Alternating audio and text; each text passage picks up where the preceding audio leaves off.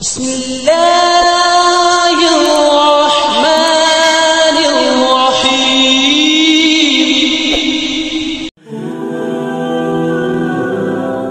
Bismillahirrahmanirrahim. Assalamualaikum warahmatullahi wabarakatuh.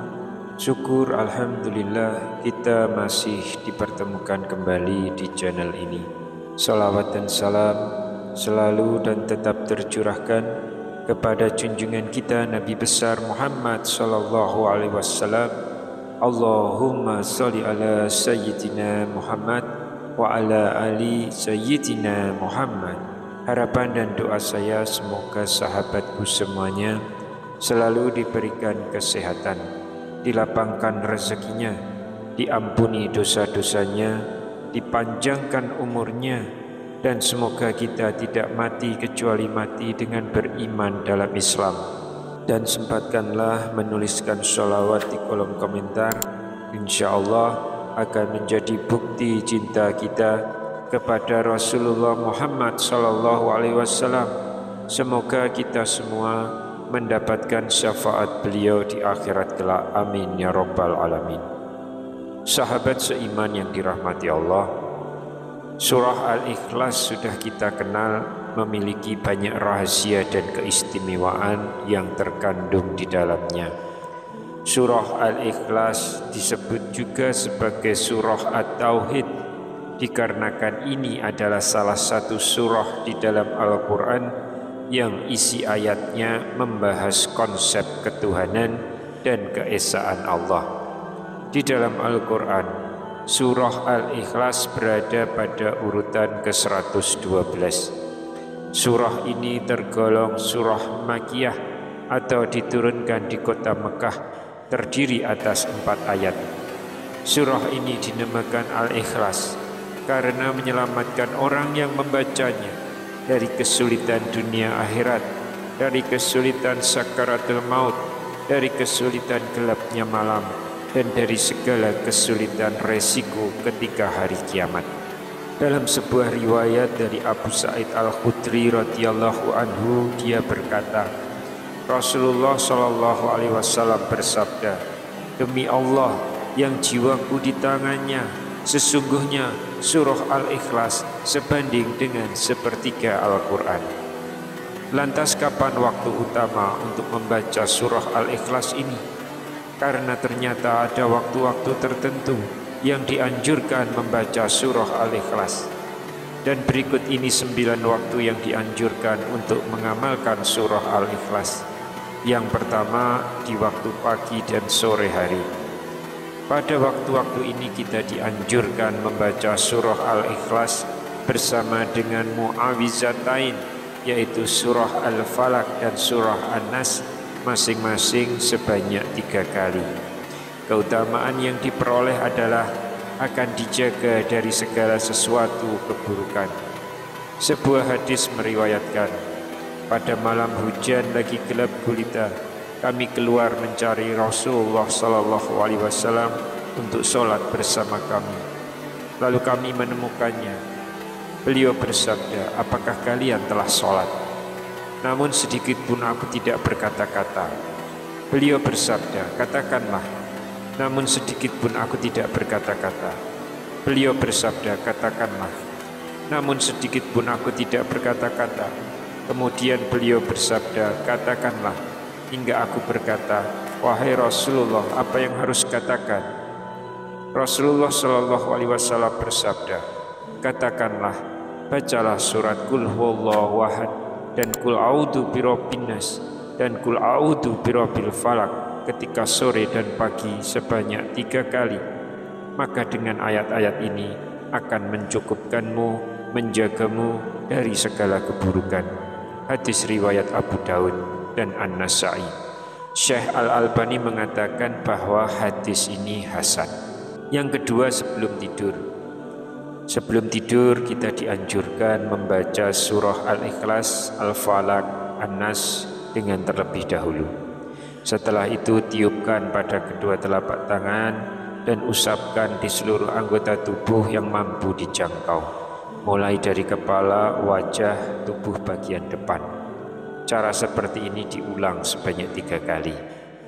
Nabi Shallallahu Alaihi Wasallam ketika berada di tempat tidur di setiap malam, beliau mengumpulkan kedua telapak tangannya, lalu kedua telapak tangan tersebut ditiup dan dibacakan Qul huwallahu ahad, yaitu surat Al-Ikhlas, Qul a'udzu birabbil falaq, surat Al-Falaq, dan Qul a'udzu birabbin nas atau surat An-Nas.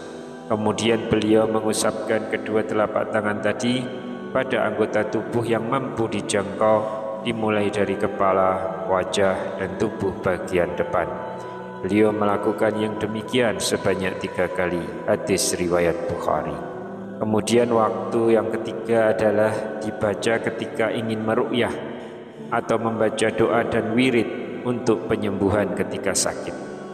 Dari Aisyah radhiyallahu anha, dia berkata, apabila Rasulullah Shallallahu Alaihi Wasallam hendak tidur, beliau akan meniupkan ke telapak tangannya sambil membaca Qul huwallahu ahad atau surat Al-Ikhlas dan Mu'awwidzatain atau surat An-Nas dan Al-Falaq. Kemudian beliau mengusapkan ke wajahnya dan seluruh tubuhnya. Aisyah berkata, ketika beliau sakit, beliau menyuruhku melakukan hal itu sama seperti ketika beliau hendak tidur. Hadis riwayat Bukhari. Yang keempat, dibaca ketika wirid setelah sholat atau sesudah salam. Setelah sholat dianjurkan membaca surat Al-Ikhlas, Al-Falaq, dan An-Nas masing-masing sekali. Dari Uqbah bin Amir, ia berkata, Rasulullah Shallallahu Alaihi Wasallam memerintahkan padaku untuk membaca mu'awizat di akhir sholat sesudah salam. Hadis riwayat An-Nasa'i dan Abu Daud. Syekh Al-Albani mengatakan hadis ini sahih. Yang dimaksud mu'awizat adalah surat Al-Ikhlas, Al-Falaq, dan An-Nas, sebagaimana dikatakan oleh Ibnu Hajar Al-Asqalani. Lalu yang kelima, dibaca ketika mengerjakan sholat sunnah fajar atau qobliyah subuh. Waktu yang dianjurkan untuk membaca surat Al-Ikhlas selanjutnya yaitu setelah mengerjakan sholat sunnah fajar. Saat sholat kita bisa membaca surat Al-Ikhlas dan surat Al-Kafirun. Surat Al-Kafirun dibaca pada rakaat pertama setelah membaca Al-Fatihah, sedangkan surat Al-Ikhlas dibaca pada rakaat kedua. Sebaik-baik surat yang dibaca ketika 2 rakaat qobliyah subuh adalah Qul huwallahu ahad dan Qul ya ayyuhal kafirun. Hadis riwayat Ibnu Khuzaimah. Syekh Al-Albani mengatakan bahwa hadis ini sahih. Kemudian yang keenam, dibaca ketika mengerjakan salat sunnah ba'diyah maghrib. Aku tidak dapat menghitung karena sangat sering aku mendengar bacaan Rasulullah membaca surat pada salat 2 rakaat ba'diyah maghrib dan pada salat 2 rakaat qobliyah subuh, yaitu Qul ya ayyuhal kafirun dan Qul huwallahu ahad. Hadis riwayat Tirmizi. Syekh Al-Albani mengatakan hadis ini hasan sahih. Kemudian waktu yang ketujuh, dibaca ketika mengerjakan sholat witir 3 rakaat. Nabi Shallallahu Alaihi Wasallam membaca pada rakaat pertama Sabbihisma Rabbikal A'la atau surat Al-A'la. Pada rakaat kedua Qul ya ayyuhal kafirun atau surat Al-Kafirun, dan pada rakaat ketiga Qul huwallahu ahad atau surat Al-Ikhlas dan Mu'awwidzatain surat Al-Falaq dan An-Nas. Hadis riwayat An-Nasa'i, Tirmizi, dan Ahmad. Yang kedelapan, dibaca ketika mengerjakan sholat maghrib pada malam Jumat. Nabi Shallallahu Alaihi Wasallam biasa ketika sholat maghrib pada malam Jumat membaca Qul ya ayyuhal kafirun dan Qul huwallahu ahad. Syekh Al-Albani mengatakan sanad hadis ini sahih. Kemudian yang kesembilan, ketika sholat 2 rakaat di belakang maqam Ibrahim setelah tawaf. Lantas Nabi Shallallahu Alaihi Wasallam menjadikan maqam Ibrahim antara dirinya dan Ka'bah. Lalu beliau laksanakan sholat 2 rakaat. Dalam 2 rakaat tersebut, beliau membaca Qul huwallahu ahad dan Qul ya ayyuhal kafirun. Dalam riwayat lain dikatakan beliau membaca Qul ya ayyuhal kafirun dan Qul huwallahu ahad.